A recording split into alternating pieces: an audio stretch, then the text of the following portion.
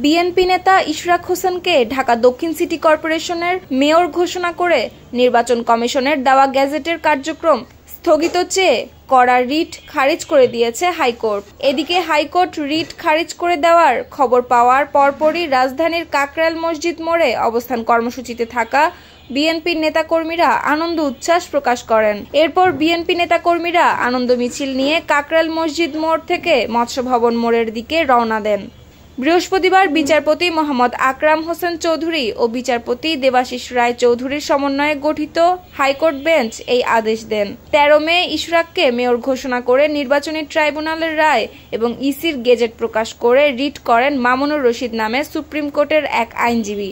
2020 সালের 1 ফেব্রুয়ারি ঢাকা দক্ষিণ সিটি কর্পোরেশনের নির্বাচন হয়। আওয়ামী লীগের প্রার্থী শেখ ফজলে নূর তাপস মেয়র নির্বাচিত হন।